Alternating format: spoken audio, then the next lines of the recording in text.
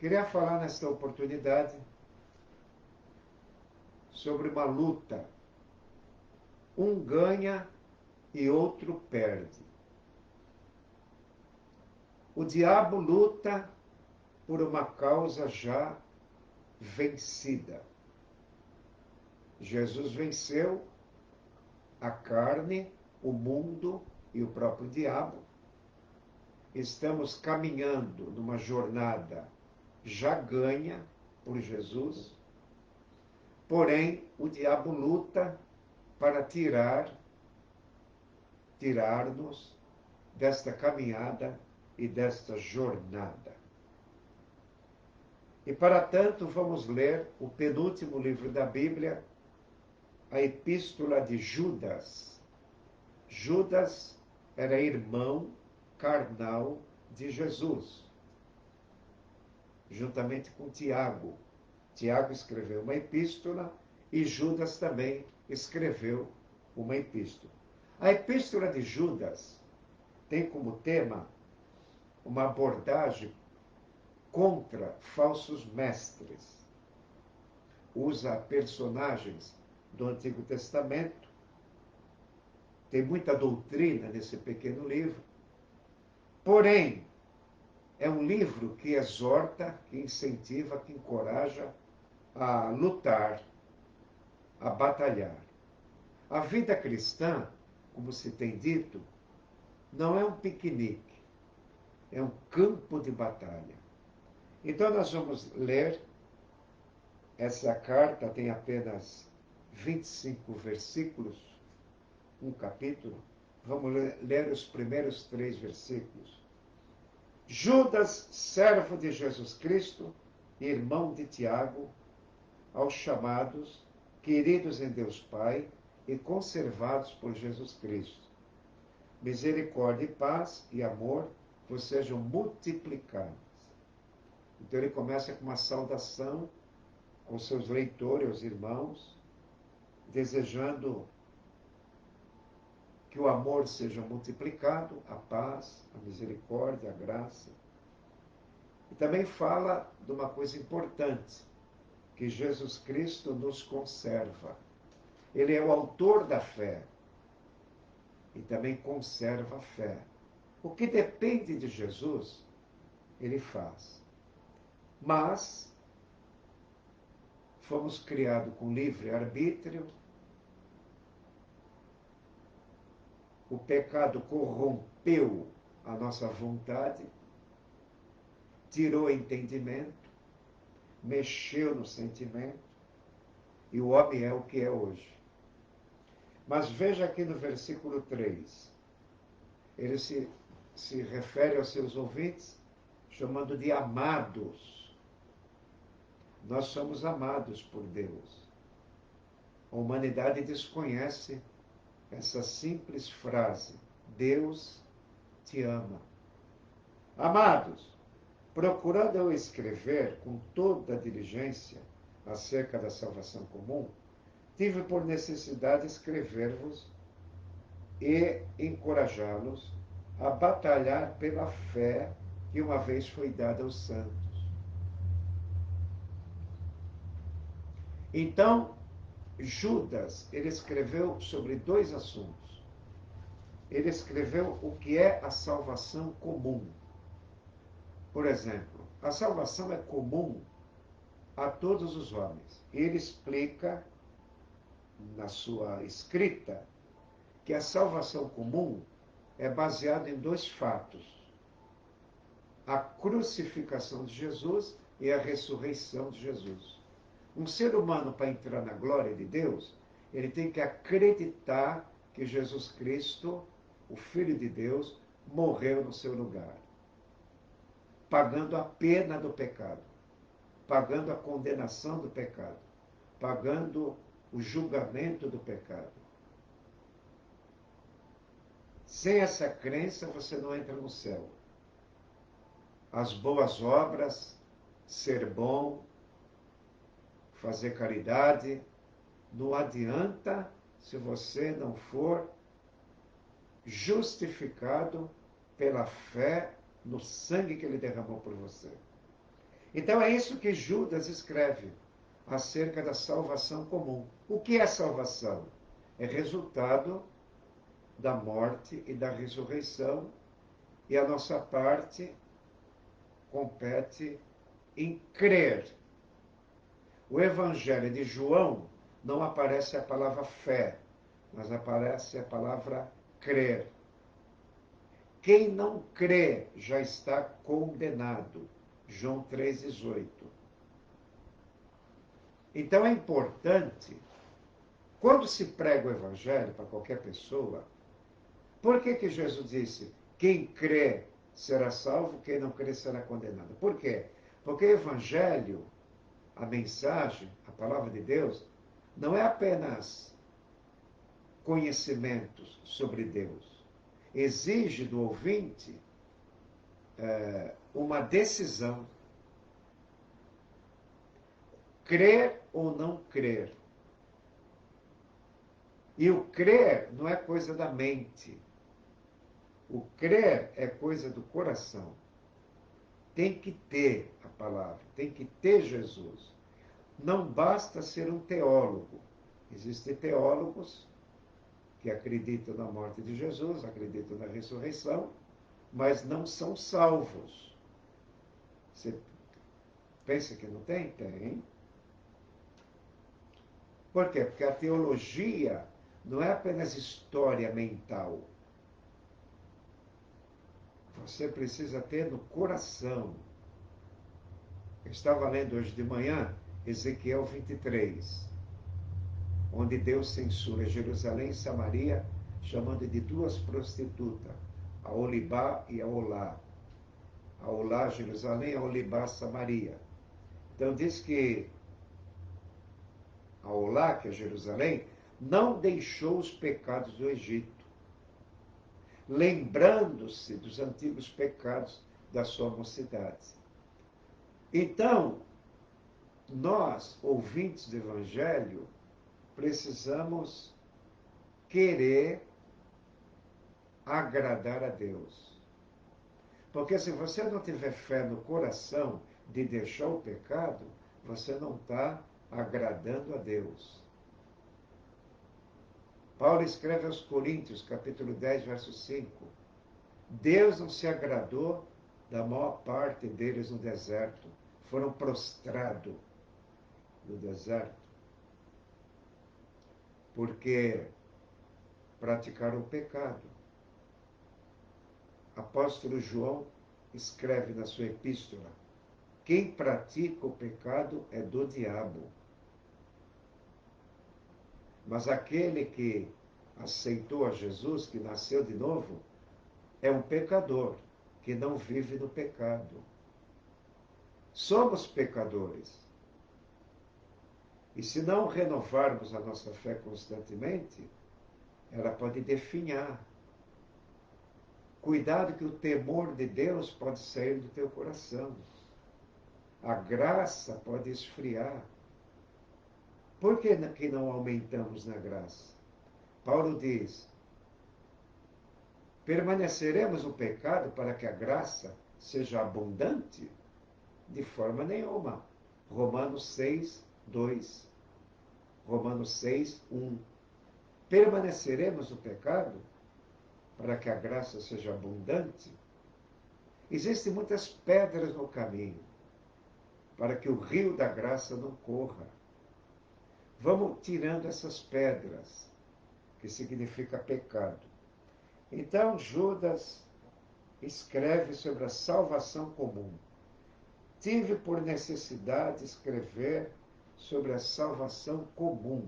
Então ele pesquisou fontes históricas, porque o Novo Testamento ele foi escrito após a ressurreição de Cristo. Se Cristo não tivesse ressuscitado, os evangelhos e as cartas de Paulo, Pedro, Tiago, Judas, João, não teriam sido escritas. Podemos meditar que a palavra de Deus é viva, porque Jesus ressuscitou.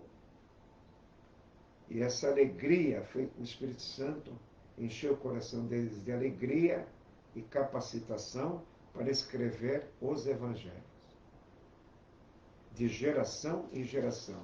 O tempo não afeta a Bíblia. Ela é de geração em geração. No Museu do Louvre, em Paris, França, é uma das maiores bibliotecas do mundo, e logo os livros se superam. De 10 em 10 anos, de 5 em 5 anos, a tecnologia, a história vai mudando. Porém, a palavra de Deus é diferente. A mensagem que ela contém é para todas as gerações. A Bíblia é de geração em geração, ela não muda. Há muitos críticos da Bíblia que dizem que estamos em outra época, manuscritos foram perdidos. O diabo usa todo jeito para esconder a Bíblia da humanidade e para colocar dúvida a respeito da Bíblia. Mas os apóstolos escreveram pelo Espírito Santo. Olha aqui. Tive por necessidade escrever e exortar, quer dizer, levantar o ânimo de vocês, a batalhar pela fé que uma vez foi dada aos santos. Então, a fé precisa ser alimentada com a palavra de Deus constantemente. Você tem que lutar por sua fé. Lutar contra os pecados do coração. Por isso Deus nos dá armaduras. Tomai toda a armadura de Deus, disse Paulo em Efésios, o capacete da salvação, que é a palavra de Deus, que protege a mente dos dardos inflamados do maligno, o escudo da fé, que protege o coração. Há muitos dardos inflamados, seta que voa de dia. Salmo 91. Não temerá espanto noturno, nem seta que voa de dia, porque você tem o escudo da fé. O crente é um soldado com armadura, o cinturão da verdade. A Bíblia diz, deixai a mentira, a couraça da justiça. O justo vai brilhando mais e mais, é como a luz da aurora. Vai brilhando mais e mais até ser dia perfeito. Um dia estaremos no dia perfeito, lá na glória. Hoje não é um dia perfeito, mas você tem que ir brilhando, brilhando. Põe isso no seu coração. Provérbio 4:18. O justo tem que ir brilhando, é como a luz da aurora. Vai brilhando, brilhando mais e mais, até ser dia perfeito. Então temos a luz da palavra de Deus para fazer a nossa vida brilhar. Brilhando, brilhando, brilhando do poder celestial, brilhando, brilhando, brilhando do poder pentecostal. Então, Judas escreve, a batalhar pela fé que uma vez nos foi dada.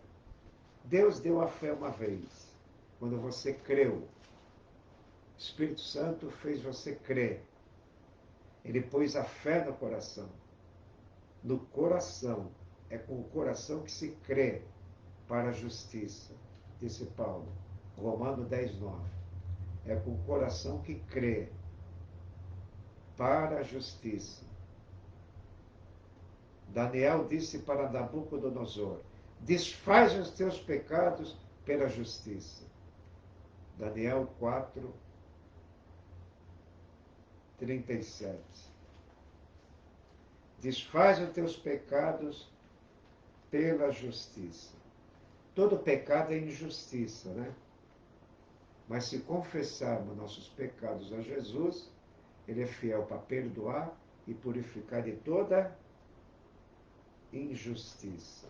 Vamos ler aqui Daniel, capítulo 4, quando o rei teve aquele sonho de uma grande árvore, e Daniel interpretou pelo Espírito Santo.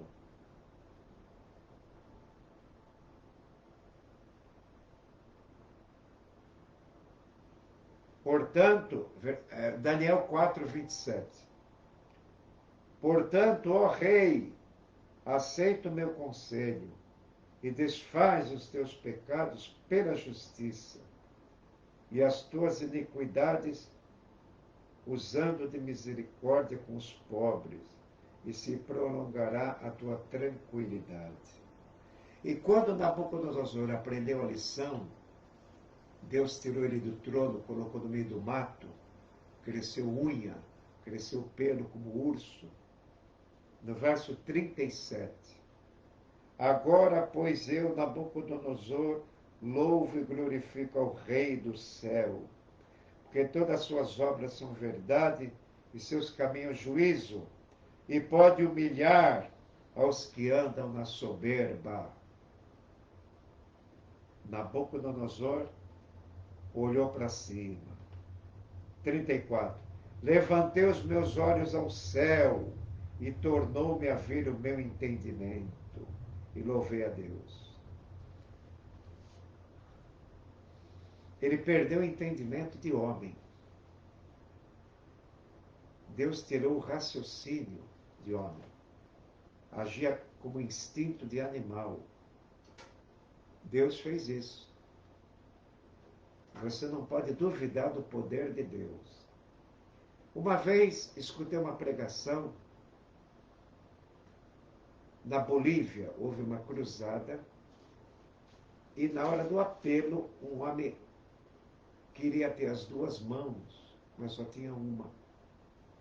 E na hora da oração, você, irmão, pode duvidar se você quiser, eu não duvido do poder de Deus. O poder de Deus está fora da lógica humana. O poder de Deus é milagre. Milagre está fora da ciência, da medicina, de toda a sabedoria humana. Deus fez nascer a mão no irmão que queria ter duas mãos, na cruzada na Bolívia. Você acredita nisso? Você não acredita nisso? Eu acredito.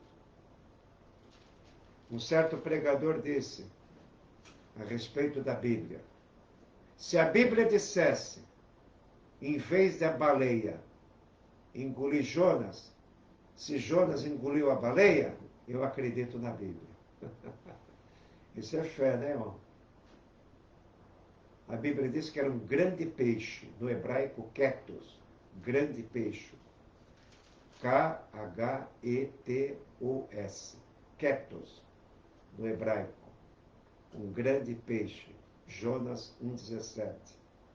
E o irmão disse, se Deus dissesse que um homem engoliu uma baleia, eu acredito, eu fico com a Bíblia. Aleluia! Isso é fé. Isso é fé. Ou você acha que Noé teve capacidade de juntar os bichos para pôr na arca? Vem aqui, leão, vem com a sua leoa. Tigre, vem com a sua tigresa. Jaguar, vem com a sua onça aí. Você pensa que foi Noé? A inteligência de Noé que fez isso? Foi Deus que fez isso. Foi Deus que uniu um casal de cada animal. É Deus que trouxe para a arca. E a arca nos ensina muitas lições, né? Paciência, esperar em Deus, não ser precipitado. Noé procurou, escutou a voz de Deus para poder sair da arca.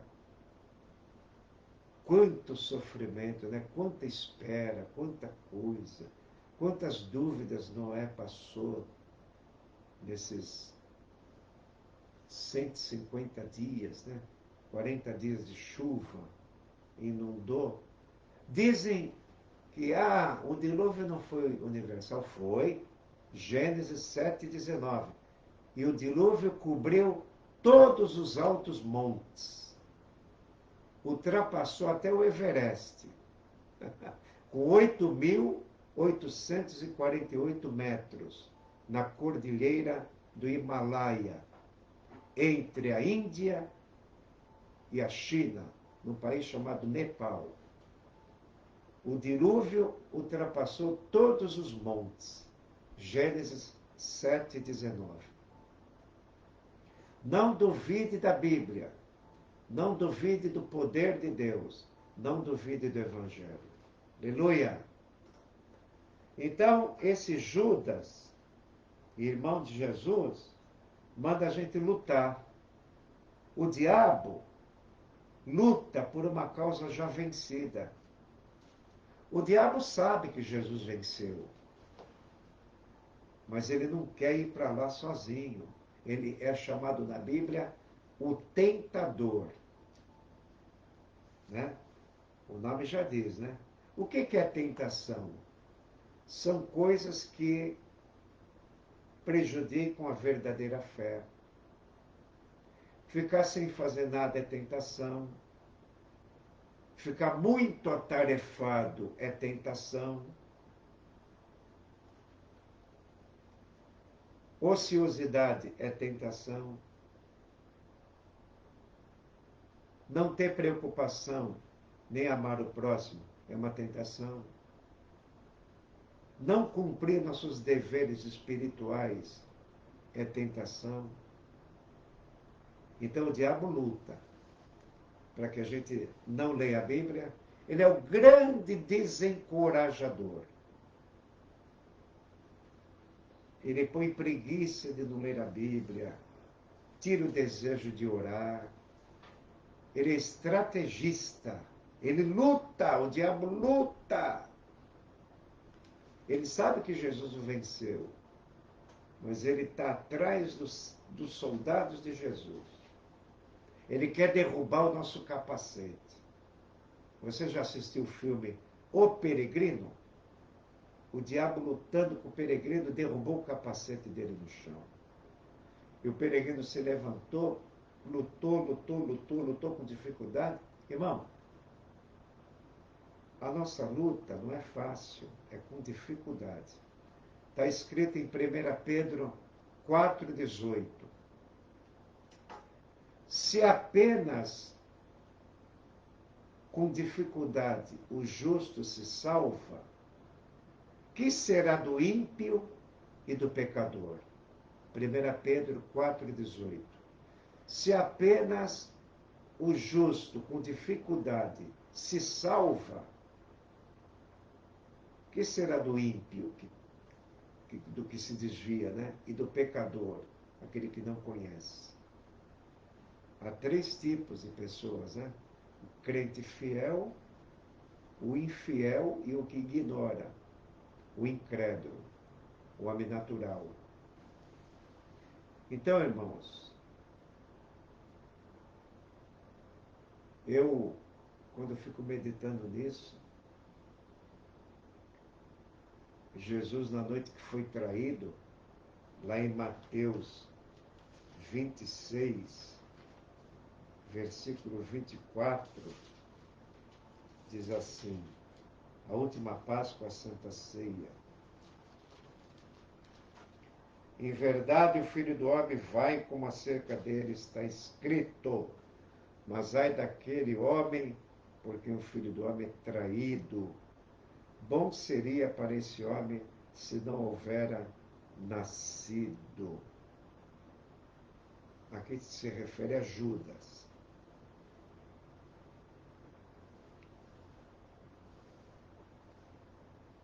Então, irmãos,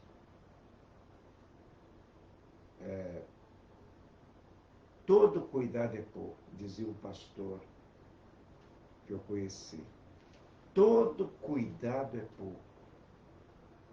Toda vigilância é pouco. Porque o diabo, a estratégia dele, a luta dele é contra aqueles que anunciam a palavra.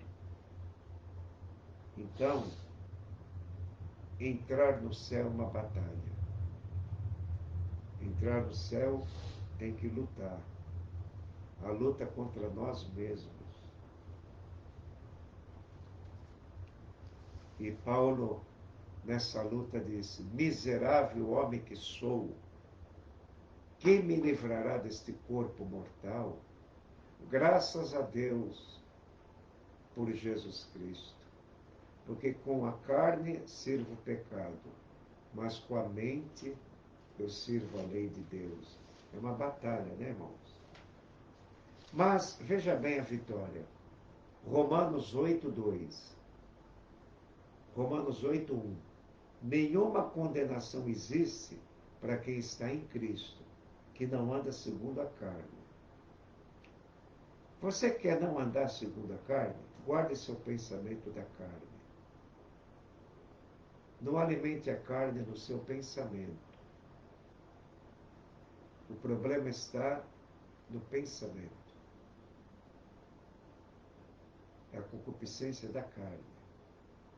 Primeiro vem a concupiscência dos olhos, depois a concupiscência da carne, que se manifesta no pensar. Lembre-se que Paulo disse aos Coríntios: temos a mente de Cristo. Mas é uma luta constante. Guarda o que tens, para que ninguém tome a tua coroa. Guardar o quê? A mente de Cristo. Guarde a mente de Cristo. Guarde o pouco desejo espiritual que você tem de orar. E eu também. Guarda o que você já conheceu do Evangelho. Eu gosto muito desse versículo, segunda carta de João, versículo 8. Não percamos o que temos ganho, antes recebemos o inteiro galardão. Segunda epístola de João. João tem 3 epístolas, né?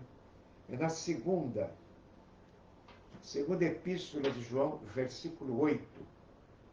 Tem a primeira João, segunda João, terceira João, né? Segunda João. E olha aqui, ó, para você relembrar melhor. O menor, repita comigo, o menor livro da Bíblia é 2 João. Tem 13 versículos. Judas tem 25. Terceira João tem 15 versículos. 2 João tem 13. O menor livro da Bíblia é a 2 João. Versículo 8. Olhai por vós mesmos, para que não percamos o que temos ganho. Até aqui, você está salvo. Mas e depois? Olhai por vós mesmos, para que não percamos o que temos já ganho. Antes recebamos o inteiro galardão. A preocupação de permanecer, a preocupação de perseverar, a preocupação de marchar, de continuar. E tem um detalhe que eu quero te animar. A perseverança não vem do seu coração, nem do meu. A perseverança vem do Espírito Santo em nós. Espírito Santo é o espírito de perseverança. Aleluia! Espírito Santo é o espírito da fé. É o próprio amor de Deus, que lubrifica a tua fé, que te impulsiona para frente, avante, para frente e para cima. Aleluia! Pelo Espírito Santo, disse Paulo, estamos sempre de bom ânimo. Não é pelo seu coração que você está sempre de bom ânimo. É pelo Espírito Santo. Estamos sempre de bom ânimo. Uma vez me perguntaram, Augusto, quando eu era mais jovem, né, me atirava muito no Evangelho. Quando eu era mais jovem, não é agora não. Eu tinha compromisso de falar de manhã, de tarde e de noite. Misericórdia. Mas teve uma época que eu não me preocupava em preparar sermão. Mas sabia que tinha esses compromissos. De manhã, de tarde e de noite. Tinha que ter 3 mensagens. Aí eu orei, Senhor, eu confio em Ti. Do Senhor vem a inspiração, do Senhor vem a palavra, do Senhor vem a memória, do Senhor vem tudo. Isso não me faz negligente na leitura, nem no estudo. Porém, não posso confiar na minha leitura, nem no meu estudo. Se você lê a Bíblia confiando que sabe, você não sabe nada. E eu também. Nós precisamos depender da capacitação que o Espírito Santo dá para ensinar o Evangelho. Por exemplo, quero dar um exemplo e terminar, orando. Eu estava no ônibus, subiu uma senhora, na camiseta estava escrito amor. Assim só, amor. É um tema, né? Aí eu comecei a ensinar, sentado mesmo, levantei a voz. Amor é a resposta para o mundo. Amor é a resposta para o mundo. Mas amor não é apenas sentimento, amor é compromisso. Sabe quem é o amor? É Jesus. E ele não pregou amor. Para ter amor tem que deixar uma coisa, pecado. Amor e pecado não andam junto. Pecado e amor não andam junto. Aí, não precisa fazer sermão. Você anda no Espírito e Deus te dá a mensagem. Isso não quer dizer que temos que negligenciar o estudo da palavra, né? Como aprendemos na escola dominical domingo, né? O Espírito Santo lembra o que você leu, o Espírito Santo lembra o que você ouviu. Às vezes, uma mensagem que você ouviu há anos atrás vem à tona no momento que precisa. Existem certas particularidades da Bíblia que o Espírito Santo fixou na minha memória. Por exemplo, o Salmo 137. Aprendi isso em São Bernardo, num congresso. Se eu falar para você, irmão, o versículo que o Espírito Santo fixou no meu entendimento, você vai dar risada. Mas eu vou ler. Olha o versículo que Deus pôs curiosidade pela Bíblia. Está em Isaías. Misericórdia, o que o Espírito Santo faz, irmão. Eu nem sabia o que quer dizer isso. Depois que eu ler o capítulo inteiro, eu entendi que está falando de pecado, iniquidade, resultados de quem peca. Olha o que o Espírito Santo fixou na minha memória quando eu era novo convertido. Quando abri a Bíblia, meu olho bateu. Olha aqui, irmão. Isaías 59, 5. Olha aqui para vocês entenderem. Chocam ovos de basilisco e tecem teias de aranha. O que comer dos ovos deles morrerá, e apertando os ovos sai deles uma víbora. Esse foi o versículo que o Espírito Santo fixou na minha memória ao abrir a Bíblia. Não sabia o que significava, mas fixou na memória. Depois eu fui ler o capítulo, saber o que se tratava. Quando me falaram que 2 homens não morreram, Enoque e Elias, eu fiquei desesperado. Onde é que está Enoque na Bíblia? Onde é que está Elias? Não sabia que Enoque estava em Gênesis e não sabia que Elias estava em 2 Reis. Fui descobrir isso mais tarde. Então, irmão, Espírito Santo gera amor, prazer, curiosidade, expectativa pela Bíblia. Ame a Bíblia, porque ela vai fazer você amar a Deus, o Deus da Bíblia. E batalhe pela fé, irmão. O diabo luta por uma causa já ganha. Jesus ganhou a nossa causa, a salvação. É só seguir ele. Mas o inimigo não está morto, né, irmão?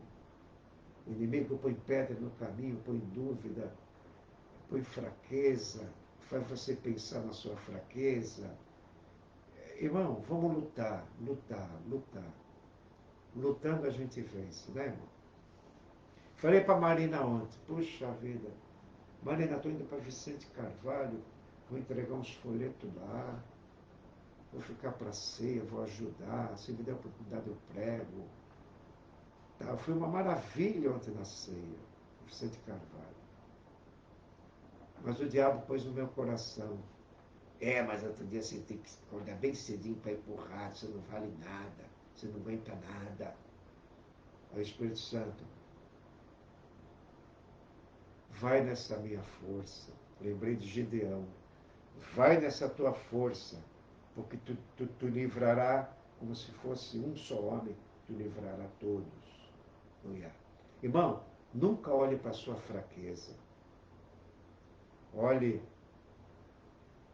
para o Espírito Santo. Olhe pela capacitação que Ele te dá. Aleluia. Tenha expectativas. Paulo, em Filipenses 1:20. A minha ardente esperança e expectativa é que Cristo seja agora e sempre engrandecido no meu corpo, seja pela vida, seja pela morte, porque para mim o viver é Cristo e o morrer é ganho. Aleluia. Eu era ruim para cantar hinos,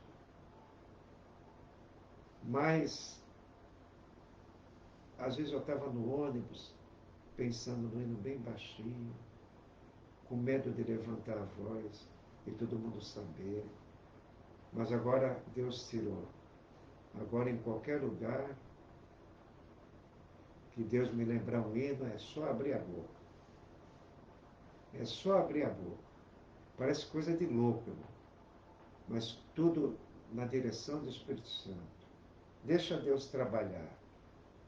Deus está trabalhando na Igreja Evangélica da Paz. Deus está movimentando as coisas. Aleluia. Graças a Deus pela melhora do nosso irmão, pastor Edson Miranda. Estou tão ansioso para ver o irmão.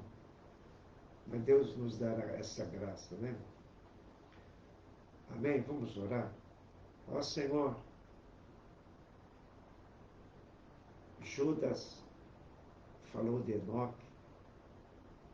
Eis que Jesus é vindo com milhares de seus santos.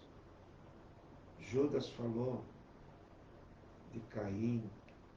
Judas falou de Balaão. Judas mandou ter cuidado com falsos mestres. Judas, Senhor, o teu irmão aqui na terra. Eu estou lendo, Senhor, o que ele escreveu de geração em geração. Ó Senhor, e a tua palavra não volta vazia, não é em vão, é a nossa própria vida. Ajuda-nos a lembrar sempre que a nossa fé é uma batalha, uma luta. E certo pastor dizia, ô luta maravilhosa, ô batalha maravilhosa, prazer de batalhar, prazer de lutar. Não é um fardo, é um prazer essa luta. Porque estamos do lado vencedor, mas alguém quer nos puxar pelo calcanhar. E os teus anjos querem nos levar para cima. Ó Senhor, nos leva para cima. Como está escrito em Apocalipse 4:1. Sobe aqui e mostrar-te-ei a Nova Jerusalém. Sobe aqui. Nos ajuda a subir aí, Senhor, a cada momento da nossa vida. Perdoa nossos pecados, nossas falhas, e nos ajuda a caminhar, batalhar. Obrigado, Senhor, pela tua palavra que é criadora, renovadora, inspiradora, é viva. No momento do perigo lembramos, no momento da fraqueza lembramos, no momento até de doença lembramos. A tua palavra tira o medo, tua palavra gera fé. Tua palavra é tudo. Sem a tua palavra não existe nada. Tudo é vaidade, tudo vão. Obrigado por essa palavra. Te agradeço em nome de Jesus. Amém.